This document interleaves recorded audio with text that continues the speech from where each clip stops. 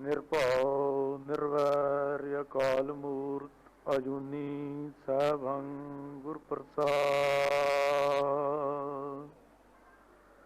ਬਾਦਸ਼ਾਹ ਦਰਵੇਸ਼ ਦੋ ਜਹਾਨਾਂ ਦੇ ਵਾਲੀ ਸਾਹਿਬ ਕਮਾਲ ਕਾਮਲੁਲ ਇਖਲਾਕ ਵਰਦੋ ਆਲਮ ਸ਼ਾਹ ਸਾਹਿਬ ਸ਼੍ਰੀ ਗੁਰੂ ਗੋਬਿੰਦ ਸਿੰਘ ਜੀ ਮਹਾਰਾਜ ਜੀ ਦੀ ਬਖਸ਼ਿਸ਼ ਫਤਿਹ ਪ੍ਰਵਾਨੋ ਅਤੇ ਫਤਿਹ ਦਾ ਜਵਾਬ ਫਤਿਹ ਵਿੱਚ ਦਿਓ। ਵਾਹਿਗੁਰੂ ਜੀ ਕਾ ਖਾਲਸਾ ਵਾਹਿਗੁਰੂ ਜੀ ਕੀ ਫਤਿਹ।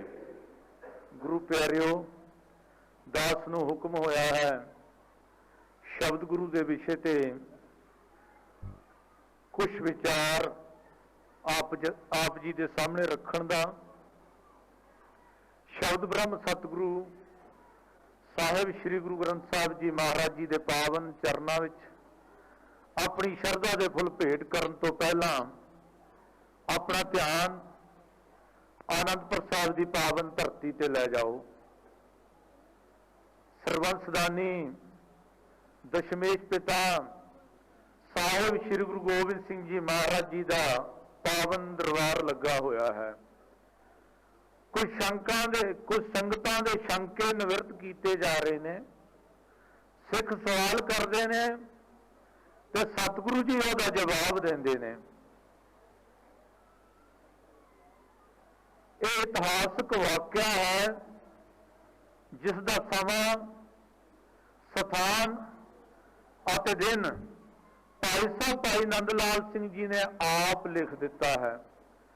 ਭਾਈ ਸਾਹਿਬ ਲਿਖਦੇ ਨੇ ਸੰਮਤ 1752 1752 ਸੰਮਤ ਹੈ। ਮੱਘਰ ਸੁਦੀ ਨਾਮੀ ਸੁਖ ਦਾਵਨ। ਮੱਘਰ ਸੁਦੀ 9 ਭਾਵ 5 ਦਸੰਬਰ ਦਾ ਦਿਹਾੜਾ ਹੈ। ਸੁਰਗੁਰਵਾਰ ਸਤਿੰਦਰੂ ਤੀਰ ਬਚਨ ਕਹੇ ਗੁਰੂ ਨੰਦ ਸੋਵੀਰ। ਇਹ ਸਤਲੁਜ ਦਰਿਆ ਦਾ ਕੰਢਾ ਮਹਾਭਾਰਤ ਦੇ ਵਿੱਚ ਸਤਲੁਜ ਨੂੰ ਸਤਿੰਦਰੂ ਨਾਲ ਲਿਖਿਆ ਹੈ। ਦਿਨ ਵੀਰਵਾਰ ਹੈ। ਸਤਿਗੁਰੂ ਗੁਰੂ ਗੋਬਿੰਦ ਸਿੰਘ ਜੀ ਮਹਾਰਾਜ ਦਰਬਾਰ ਸਜਾ ਕੇ ਬੈਠੇ ਹੋਏ ਨੇ। ਸਵਾਲ ਜਵਾਬ ਹੋ ਰਹੇ ਨੇ। ਭਾਈ ਸਾਹਿਬ ਭਾਈ ਨੰਦ ਲਾਲ ਸਿੰਘ ਜੀ ਵੀ ਕਲਮ ਦਵਾਤ ਲੈ ਕੇ ਸਤਿਗੁਰੂ ਦੇ ਚਰਨਾਂ 'ਚ ਜਾ ਬੈਠੇ। ਕਿਸੇ ਸਿੱਖ ਦਾ ਹਵਾਲਾ ਦਿੰਦਿਆਂ ਹੋਇਆ, ਕਿਸੇ ਸਿੱਖ ਦੇ ਸਵਾਲ ਦਾ ਜਵਾਬ ਦਿੰਦਿਆਂ ਹੋਇਆ ਧੰਨ ਗੁਰੂ ਗੋਬਿੰਦ ਸਿੰਘ ਸੱਚੇ ਪਾਤਸ਼ਾਹ ਜੀ ਦੱਸ ਰਹੇ ਨੇ, ਗੁਰਸਿੱਖੋ ਰੋਜ਼ਾਨਾ ਗੁਰੂ ਦੇ ਦਰਸ਼ਨ ਕਰਿਆ ਕਰੋ। ਤੇ ਭਾਈ ਸਾਹਿਬ ਭਾਈ ਨੰਦ ਲਾਲ ਸਿੰਘ ਜੀ ਇੱਕਦਮ ਖੜੇ ਹੋ ਕੇ ਬੇਨਤੀ ਕਰਦੇ ਨੇ, ਸਤਿਗੁਰੂ ਜੀ ਬੜੀ ਅਨੋਖੀ ਜਿਹੀ ਗੱਲ ਕਰ ਦਿੱਤੀ ਹੈ। ਕੋਈ ਸਿੱਖ ਸਿਆਲਕੋਟ ਦੇ ਵਿੱਚ ਰਹਿੰਦਾ ਹੈ, ਕੋਈ ਸਿੱਖ ਜੰਮੂ ਕਸ਼ਮੀਰ ਦੇ ਵਿੱਚ ਵਸਦਾ ਹੈ, ਕੋਈ ਸਿੱਖ ਅਫਗਾਨਿਸਤਾਨ ਦੇ ਵਿੱਚ ਰਹਿੰਦਾ ਹੈ, ਤੇ ਤੁਸੀਂ ਹੁਕਮ ਕੀਤਾ ਹੈ ਰੋਜ਼ਾਨਾ ਗੁਰੂ ਦੇ ਦਰਸ਼ਨ ਕਰਿਆ ਕਰੋ। ਇਹ ਦਰਸ਼ਨ ਕਿਵੇਂ ਹੋ ਸਕਣਗੇ? ਭਾਈ ਸਾਹਿਬ ਭਾਈ ਨੰਦ ਲਾਲ ਸਿੰਘ ਜੀ ਸਵਾਲ ਕਰਦੇ ਨੇ ਤੇ ਦਸ਼ਮੇਸ਼ ਪਿਤਾ ਜੀ ਸਵਾਲ ਦਾ ਜਵਾਬ ਦੇ ਰਹੇ ਨੇ। ਪ੍ਰਸ਼ਨ ਕੀਆ ਨੰਦ ਲਾਲ ਜੀ, ਗੁਰੂ ਬਤਾਈਏ ਮੋਹੇ ਕਿ ਸਤਿਗੁਰੂ ਸੱਚੇ ਪਾਤਸ਼ਾਹ ਕਿਰਪਾ ਕਰਕੇ ਦੱਸੋ कि तुम जो कहा गुरुदेव जी दर्श करो मोहे आए, लखिए तुमरा दर्श कहा कहो मोहे समझाए। कृपा करके दसो तुहाडे रोजाना दर्शन किवें करिया करिए। तो सतगुरु जी जवाब दे रहे हैं कि भाई नंद लाल जी एक गल याद रखनी, 3 रूप है मोहे के, सुनो नंद चित लाए, निर्गुण सरगुण गुर शब्द जी कहो तो समझाए। ऐ भाई नंद लाल मेरे 3 स्वरूप ने।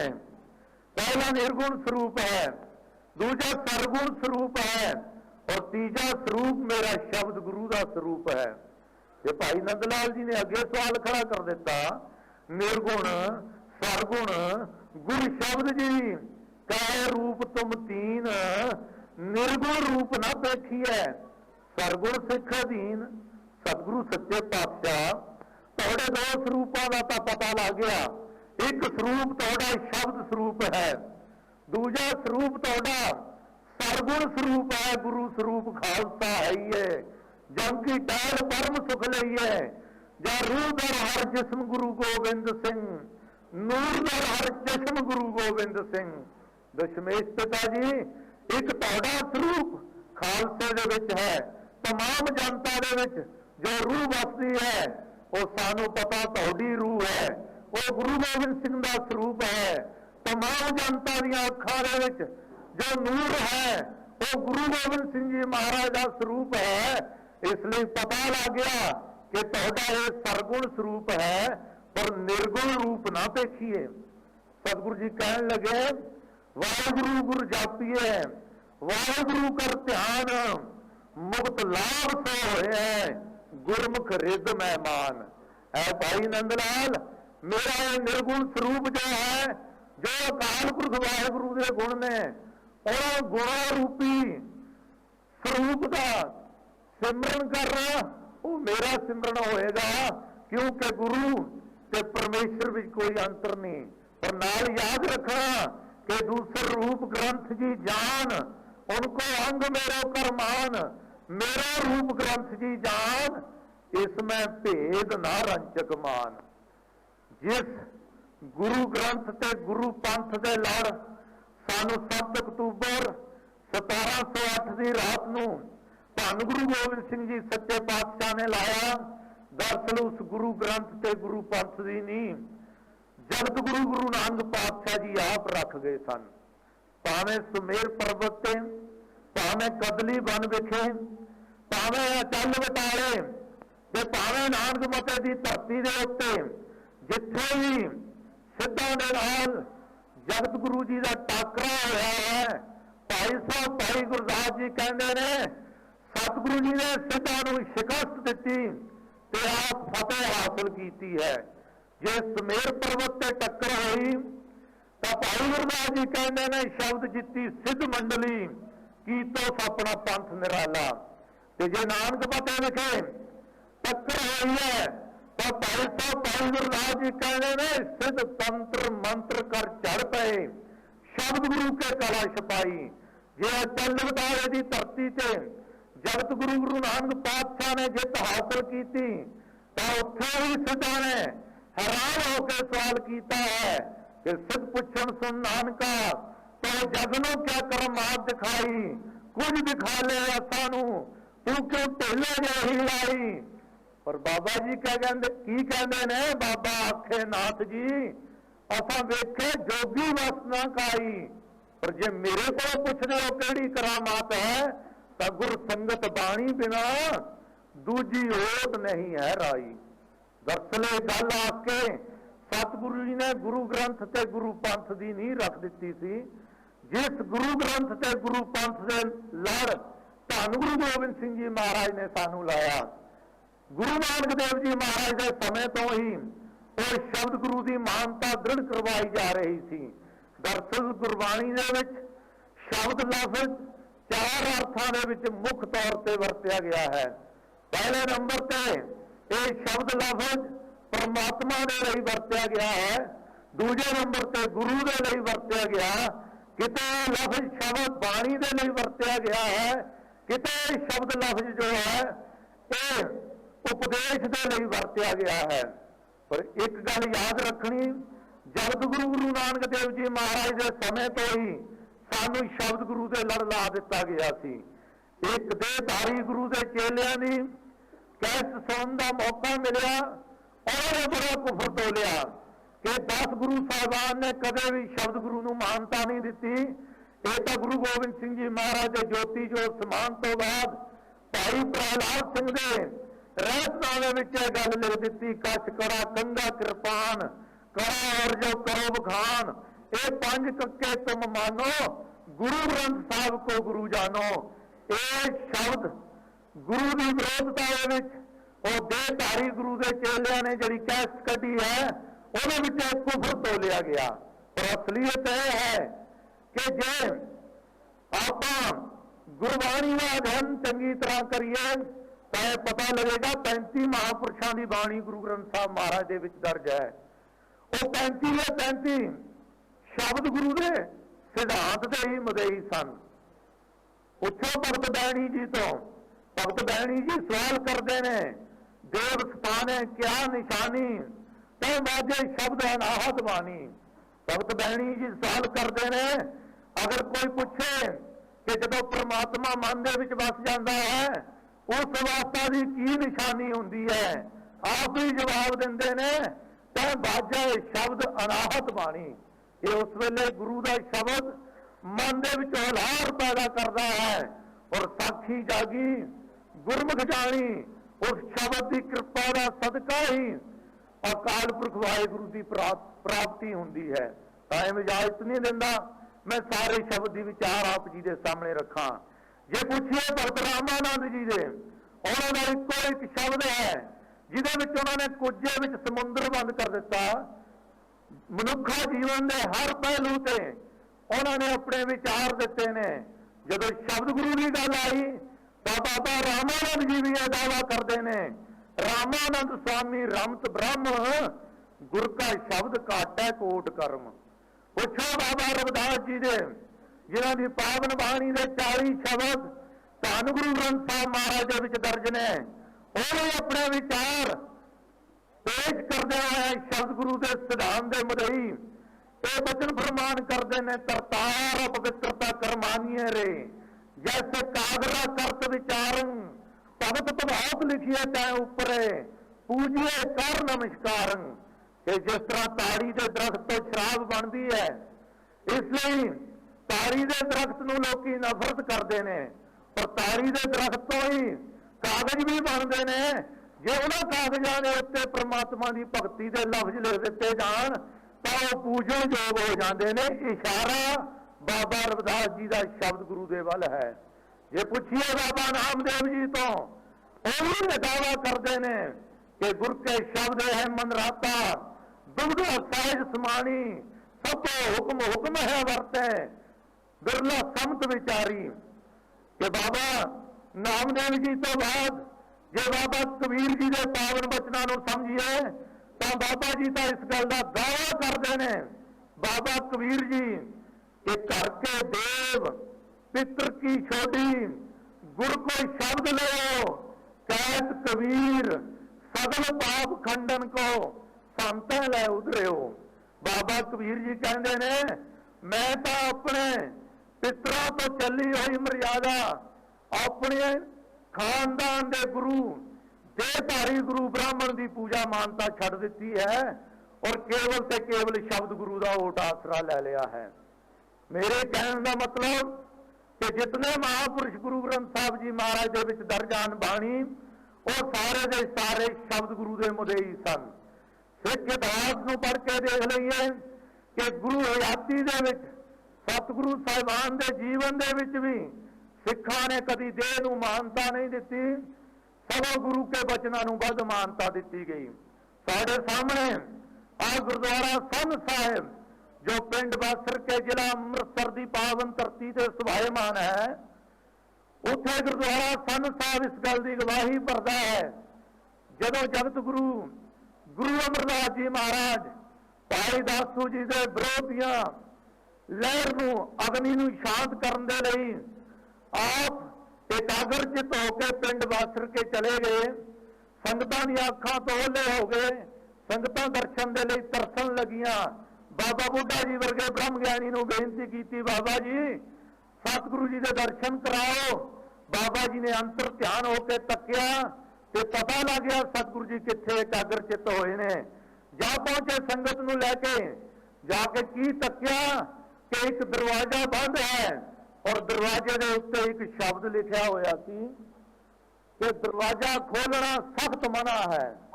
और अंदर गुरु साहब विराजमान ने, बाहर एक शब्द लिखा होया है।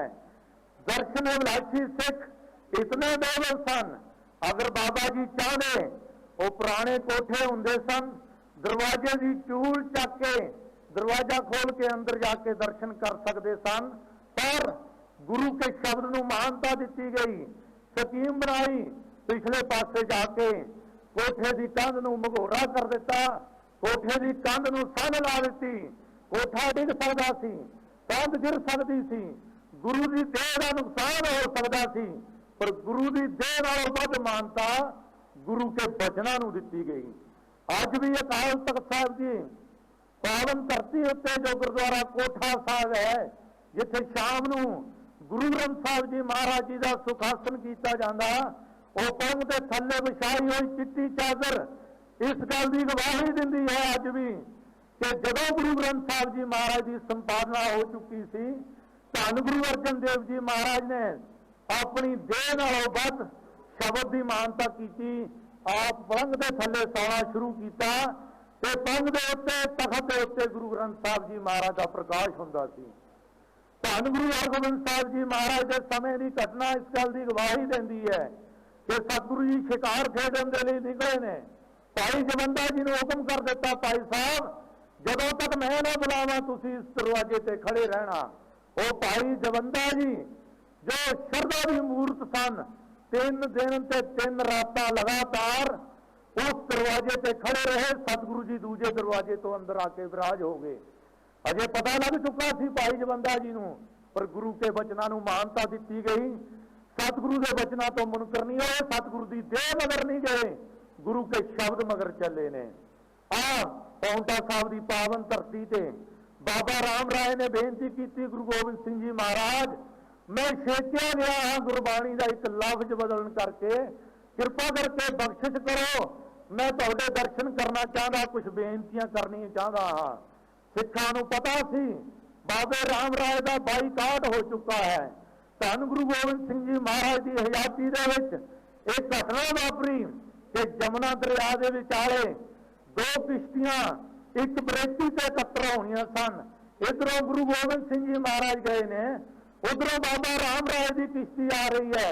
ज्यों ही बाबा राम राय सामने आए ने, सिखा ने पिठ कर ली, क्योंकि 7वें पातशाह का हुक्म सी, इन्हें गुरबाणी की तौहीन की, इसका बाईकाट करना, इनू कभी मत्थे नहीं लाना। उस वेले सिखा की पिठ भावें गुरु गोबिंद सिंह जी महाराज भी वल हो चुकी सी, गुरु गोबिंद सिंह जी वल भी पिठ हो चुकी सी, पर सिखा ने सतगुरु के शब्द नूं वध मानता दी, सतगुरु के हुक्म नूं वध मानता दी, ते गुरु के शरीर वाल घट ध्यान दिता गया, क्योंकि देह की कोई महानता नहीं।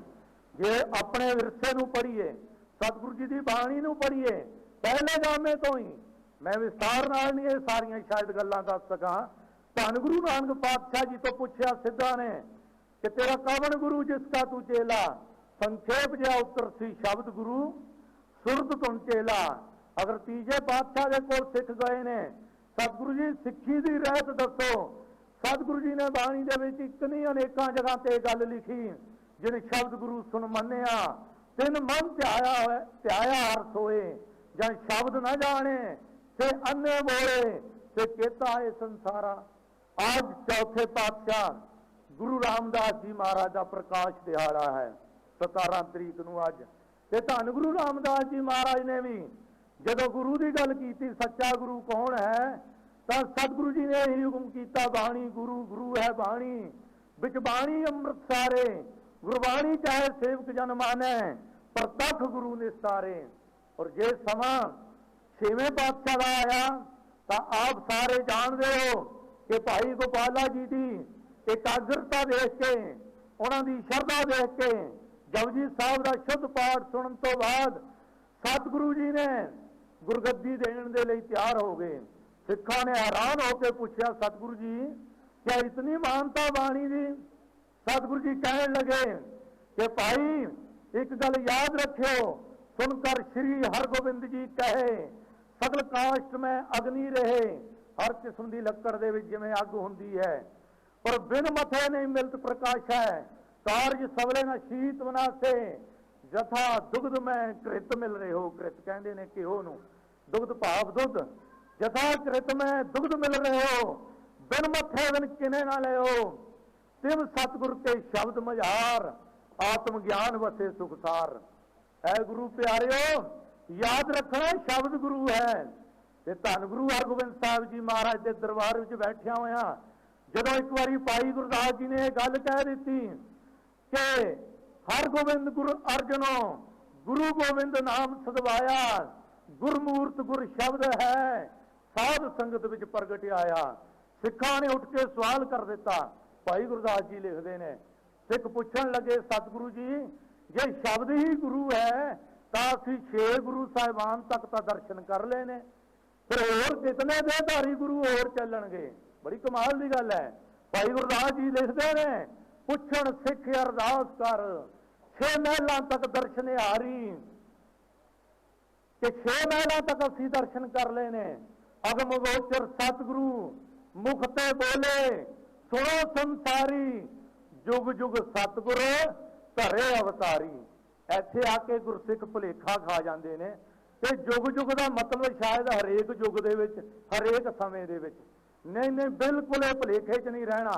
ਯੁਗ ਦਾ ਮਤਲਬ ਇੱਥੇ ਸਮਾਂ ਨਹੀਂ ਹੈ, ਯੁਗ ਦਾ ਮਤਲਬ 2 ਹੈ। 2+2 ਭਾਵ 4 ਗੁਰੂ ਸਾਹਿਬਾਨ ਹੋਰ ਹੋਣਗੇ। ਇਹ ਯੁਗ ਸ਼ਬਦ ਭੱਟ ਨਲ ਜੀ ਨੇ ਗੁਰੂ ਰਾਮਦਾਸ ਜੀ ਦੀ ਉਪਮਾ ਕਰਦਿਆਂ ਹੋਇਆਂ ਬਾਣੀ ਵਿੱਚ ਵੀ ਵਰਤਿਆ ਹੈ। ਜਦੋਂ ਭੱਟ ਜੀ ਲਿਖਦੇ ਨੇ कि हो बल बल जाओ सतगुर साचे नाम पर, कवन उपमा देओ कवन सेवा करो, एक मुख रसना रसो जुग जोर कर।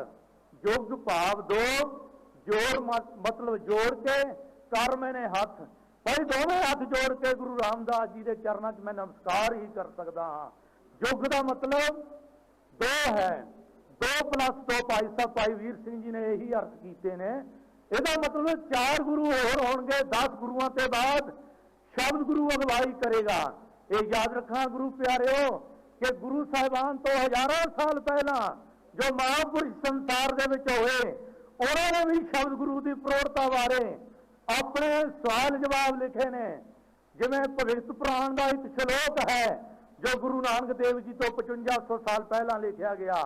ਤਤੋ ਅਸ਼ਟਾ ਜਨਮਾ ਭਾਵਿਆ ਪੁਸ਼ਕ ਸੱਚ ਚਤੁਰ ਦਸਾ, भयो 10 ਗਰੂੰਡ सच मुनाए कायद सही बतू। जिसका अर्थ कत्तक के विसाख के अखारी यानी ईश्वर सिंह नारा ने किया है कि जो हिंदुस्तान के उत्ते 8 राजे यवन के होंगे, इको गोत के होंगे, बाबर का खानदान, उदो महाविष्णु, विष्णु जी नहीं महाविष्णु लिखा, वो महाविष्णु जिन्हें कोट विष्णु महेश पाए, कोट ब्रह्म जग साजन लाए, वो महाविष्णु अकाल पुरख वाहिगुरु 10 गुरुआं दे रूप धारण करेगा। ते उस तो बाद मौनी गुरु होएगा, जिहड़ा बुलाया बोलेगा वो केवल ते केवल इशारा गुरु ग्रंथ साहब सच्चे पातशाह दे वल है।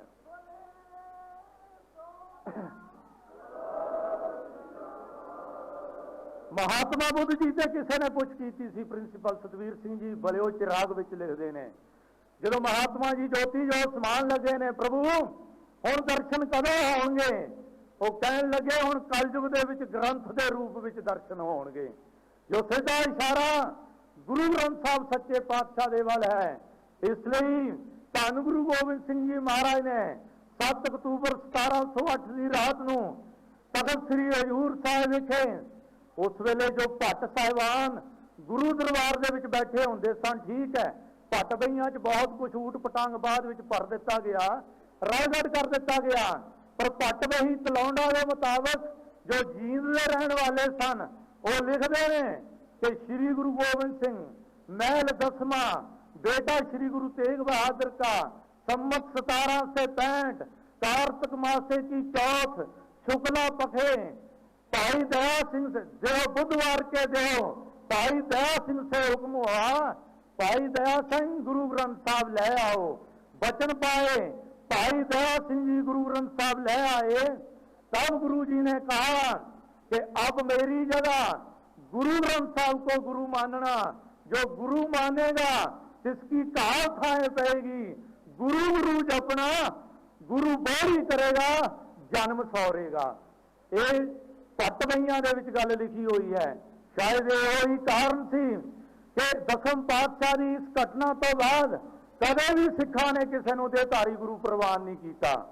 जब आनंदपुर साहिब उजाड़ दिता गया 22 दिसंबर 1704 की रात को 21 दिसंबर को जो किला छड्या, मुगल फौजा ने आनंदपुर उजाड़िया। कुछ सालों तो बाद 200 भरावां ने आनंदपुर साहिब की नींह रखी, दोबारा आनंदपुर साहिब वसाया।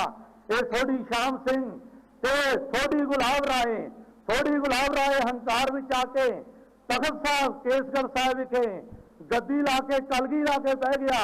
भाई गुरबख्श सिंह जी जो उदासी साधु सन जिन्होंने सीसगंज साहब विखे ड्यूटी दशमेश पिता ने आप लाई थी, वो आके उन्होंने विरोधता की कि इस गुलाब राय ने बाबा जी की तौहीन की, ते बाबा जी ने यह गल कहती, जा गुलाब राय सोडी चाहे गुरु ग्रंथ साहब के होंदिया होया अपने आप को गुरु अखवाया है, तेरी कुल नाश हो जाएगी। ते ओदी कुल नाश हो गई। आ जिहड़ी हुण संतान वसदी है सोडी शाम सिंह की संतान है। माता साहिब कौर ते माता सुंदर कौर जी ने जीवन की घटना बाबा मनी सिंह जी ने यह सुनेहा भेजिया, चिट्ठी भेजी, बेनती भेजी दिल्ली, माता जी खुश सिंह बाबा बंदा सिंह जी बहादुर तो बाद उन्होंने 11वां गुरु कहन लग पे ने। खुश सिंह लै पालक पुत्र अजीत सिंह नूं गुरु आखदे ने ते पंथ दे नाल कोई हुक्मनामा जारी करो। माता साहिब कौर माता सुंदर कौर जी ने जो उस वेले हुक्मनामा जारी किया वो इतिहास के विच सांभिया पिया कि बंदा चौबंदा अजीता वगैरह कोई गुरु है नहीं। माता जी लिखते हैं माता साहिब कौर, गुरु ग्रंथ साहब है। गुरु ग्रंथ साहब को गुरु मानना, जो मानेगा तिसका जन्म सौरेगा। गुरु प्यारियो इतिहास के हवाले भरे पे ने, पर सब कुछ होंदिया होया गुरबाणी साढ़े पास होंदिया होया अज किते गोरा मड़िया मसाणियां की पूजा हो रही है, जबकि सतगुरु जी का हुक्म सी है कि पान की पूजा करे, शब्द न नवाए शीस, सो ताकत निगुरा सदा मारिया श्री जगदीश। ते किते बंदियां की पूजा हो रही है, बंदियां ने शरीर विचों की मिलेगा याद रखना। मैं घटना पहला भी इत्थे सुनाई सी, हुण मिशनरी वीर आए हुए ने, ये जरूर नोट करन कि औरंगजेब की लड़की जेबो निशा बड़ी तगड़ी कवित्री सी। औरंगजेब के समय कोई दिल्ली दी गलियां दे विच घुम रहा सी फकीर, ਉਹਦੇ हथ एक कागज का टुकड़ा लगा जिहदे ते कविता के कुछ शेर लिखे हुए सन। ये इतना प्रभावित होया फकीर, ये मन च ख्वाहिश हुई कि मैं जाके इस कवि के दर्शन करने ने। घूमद्या घुमाद्या किते बहुत देर बाद पता लगा ये कवि कोई होर नहीं, ये औरंगजेब की धी जेबो निशा है। पहुंच गया औरंगजेब के दरबार में, कहने लगा बादशाह मेरी एक ख्वाहिश है। औरंगजेब पूछा दसो की चाहते हो? कहने लगा मैं तेरी लड़की जेबो निशा के दर्शन करना चाहता हाँ। ये मुतस्सबी बादशाह सड़वल गया, कहने लगा तेरी ये जुर्त, मेरे परिवार वाले तेरे ये ख्यालात, हुक्म देता पकड़ के कतल कर दियो। जलाद कतलगाह दे विच लै गए ने। शरह के मुताबिक अंतिम ख्वाहिश पूछी गई तो उन्हें अंतिम ख्वाहिश यही दसी कि मैं जैबो निशा के दर्शन करने ने। मसला खड़ा हो गया, धार्मिक कानून सी शरह के मुताबिक। औरंगजेब को गए, औरंगजेब ने लड़की नूं कह दिता बेटा हुण शरह सवाल है, सच्चे मुसलमान वास्ते शरह तोड़नी मुश्किल है, ओदी बेनती प्रवान कर ले, बाद कतल कर दिता जाएगा। जेबो निशा कहने लगी पिताजी जय फकीर, जे तू मेरी कविता दे विचों मेरे दर्शन नहीं कर सकिया तो मेरे हड्ड चम अते इस खून नाल लथपथ होए शरीर दे विचों मेरे को की प्राप्त कर लवेगा। ये शरीर की तो कोई मानता ही नहीं। सतगुरु का हुक्म है विष्टा अस्त रगत परेटे चाम इन उपर लै राख्यो गुमान। भावें विश्व सुंदरी का शरीर जाके देख लो, थोड़ी एक खल चाके देखो थले गंद ही मिलेगा, भावें उपर से कुछ भी बनया होया होवे।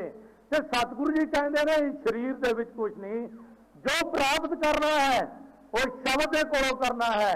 वैसे भी गुरु ग्रंथ साहब सच्चे पातशाह शब्द बाणी दे विच जो कसवटी रखी गई है ਉਹਦੇ ਤੇ पूरे उतरते ने, उस कसवटी ते केवल गुरु ग्रंथ साहब सच्चे पातशाह पूरे उतरते ने।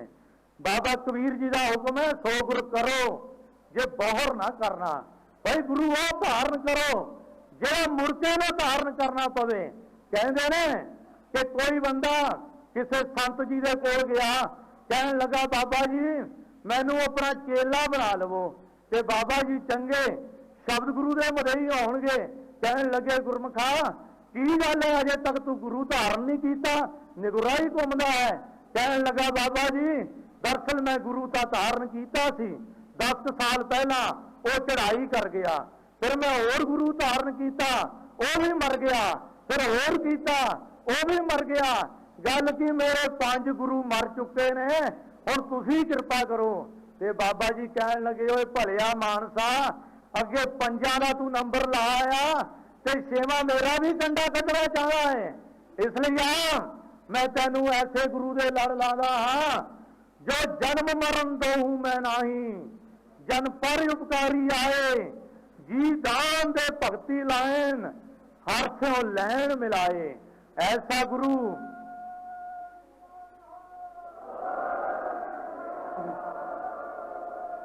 ऐसा गुरु केवल ते केवल गुरु ग्रंथ साहब सच्चे पातशाह, होर कोई नहीं हो सकता। दशमेश पिता ने अकाल पुरख वाहिगुरु के गुण बयान किए ने बाणी दे विच। सतगुरु जी कहते हैं अकाल पुरख ते गुरु दे विच कोई अंतर नहीं, नानक सो ते सिमरत वेद, पार ब्रह्म गुर ना ही भेद। इसलिए अकाल पुरख के गुण की ने, वही गुरु के गुण ने। अकाल पुरख का गुण है ना काम, ना क्रोध, ना लोभ, ना मोह, ना रोग, ना सोग, ना भोग, ना भै है। ये गुरु ग्रंथ साहब सच्चे पातशाह नूं ना भै, ना भोग, ना डर, ना कोई गल। यो ही कारण है अज दे देहधारी गुरु जिहड़े ने, उन्हां नूं रोग भी है, उन्हां नूं सोग भी है, उन्हां नूं भोग भी है, उन्हां नूं भै भी है। इस भै दे कारण ही उन्हां दे मगर 1200 बाड़ीगार लगे फिरदे ने। जे गुरु ने एक तो दूजी थां जाना होवे, ट्रैफिक जाम कर दिते जाते हैं, सड़कां रोक दित्तियां जांदियां ने। मकसद केवल की होंदा है कि किते कोई साडे बाबे दी फूक ना कढ़ दवे, ऑक्सीजन दे गैस सिलेंडर जिहड़े तोड़ चुके हुंदे ने कि जे थोड़ी फूक निकल गई तो नाल दी नाल भर दित्ती जावे, फिक्र होंदा है। पर धन गुरु गोबिंद सिंह, धन गुरु ग्रंथ साहब सच्चे पातशाह नूं कोई गैस सिलेंडरां दी लोड़ नहीं, कोई बाड़ीगार्डां की लोड़ नहीं, कोई होर किस्म की लोड़ नहीं। सतगुरु जी तो कहते हैं जो जो दिसै सो सो रोगी, रोग रहत मेरा सतगुरु जोगी। सतगुरु की दूजी सिफत होर बड़ी कमाल दी है कि